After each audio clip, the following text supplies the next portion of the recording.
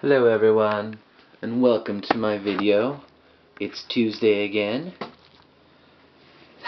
Let's see. Should be about here. Okay. Well, it's been an interesting week back in school, and had a lot going on and getting back into the flow of things, and I've been tired, need to get more sleep, but it's Tuesday, and you get to see my face again today, so I won't waste your time by jabbering on. I'll answer you some questions. Kathy's question is, what are you currently reading? And to that, I would say that I'm currently reading The Hunger Games, except for that I kind of read it all in one sitting, from start to finish, with only like bathroom and food breaks. I didn't sleep. I stayed up till like 3 a.m. And it was a really good book. I really enjoyed it. If there's one thing that I like more or about the same as sci-fi fantasy or fantasy adventure, it's survival. And so the kind of mixture that this book gives was really amazing, and I really enjoyed it. And then Megan's question was, what is your ideal profession? And I've put a lot of thought into that lately. My sophomore year of college, I really didn't know.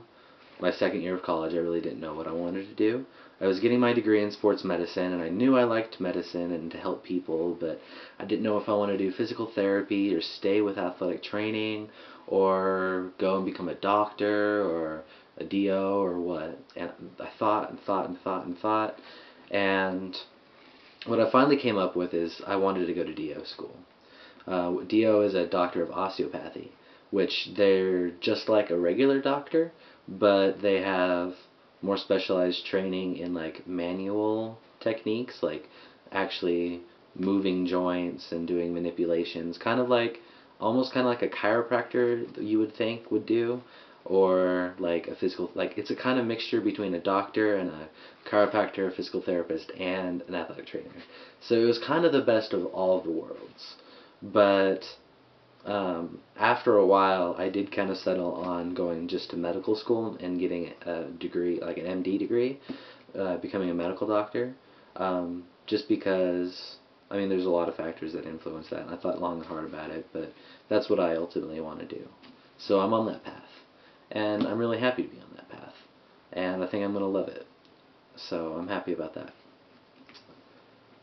Sarah asked, what is your guilty music? The music that you listen to that you wouldn't tell anyone else about. And like I told you guys last time, I listen to Nickelback. I usually don't mind telling people that I like Nickelback, but it only usually comes up when they are bashing them to no end, and so it's normally not the best time to tell them, but I'll listen to them. I really don't care, so I like them. They're a good band. Other than that, I have one or two songs here and there from different artists that I like, every so often, that I probably wouldn't tell a lot of people about. Like a few of the earlier Jesse McCartney songs, and I mean I have a lot of little like guilty like specific songs that I can't really think about right now. But I mean I have them. But yeah, mainly that. You guys kind of already knew that, so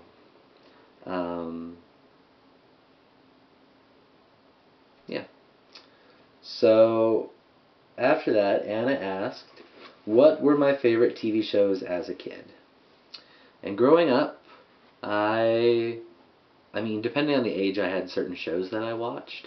The main ones were like Power Rangers, and I watched Sesame Street when I was little, and I used to watch Barney too when I was really young. And then when I was growing up, there was like, I just had it like Science Court. I don't know if any of you ever watched that, but I had a love for science even back when I was a little kid. Science Court was really awesome. It was like a cartoon where people would sue each other over things that were caused by science, and they would prove it, and yeah, it was pretty cool. It was pretty cool. But I also watched Arthur, was one of my favorites. Really liked Arthur. And, I mean, I had a whole lineup. I can't really remember them very well right now, but those are some of the main ones. So, yeah. I used to get up on the weekends and watch cartoons, like the Saturday morning, like Recess, and I used to watch that, and kind of all those shows. The Wild Thornberrys was a good show that I almost miss sometimes, and yeah, I mean that's good enough. That's a good amount of shows, so that's where I'll end it. But I don't know, if I think of more, I'll tell you guys. Then my question, I was having a really tough time thinking about it, and I was asking Kat, and she linked me to this site with like 50 questions that you should ask yourself that to open your mind or whatever. And the first question really kind of resonated with me. It sounded really good. It is, how old would you be if you didn't know how old you are? And I thought about it for a second. I'm like, okay, if I didn't know how old I was, how old do I think I would be? And some of it depends on like different times in my life. Like sometimes I feel more ahead than others, but I think Megan put it really well when I was in Florida. I remember her saying that she knows exactly what I meant about she felt it was something, I can't remember exactly the conversation it was, but it was something like being an old soul in a young body, or having an old soul. And that kind of really resonated with me, because a lot of times I feel a lot more mature than the people around me that I go to classes with and that I see partying and like being stupid and ridiculous and immature. And so, I mean, I've had to grow up really quick, and I've had to do it for a long time, and that's kind of put me ahead of other people in a lot of ways. In some ways, I'm behind, but it's put me ahead in a lot of ways that really matter. And um, even my schooling has been more professionally based. Like they're not getting me ready to go on to like more school or necessarily anything like that.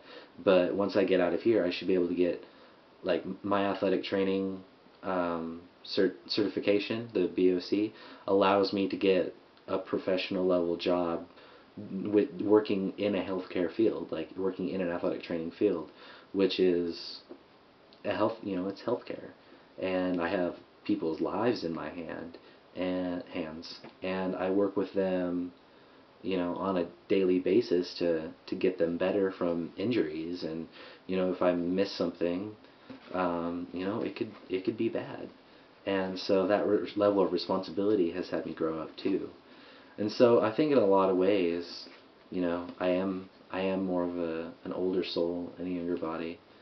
And if I had to put an age to that, I don't know, that's a little bit difficult. I would probably say anywhere from like 25 to 30. If I didn't know what age I was, I guess physically I can never tell. It's really tough for me to like guess my like how if I look older. I'm decently good at guessing other people's ages, but I can't with myself. So I don't know physically. I have this little beard going on right now that I want to shave off. And I know I look younger when I shave that off, but in terms of how I feel, I would put my age range to about there. But anyways, I look forward to hearing your guys' answers next week, and as always, see you next Tuesday.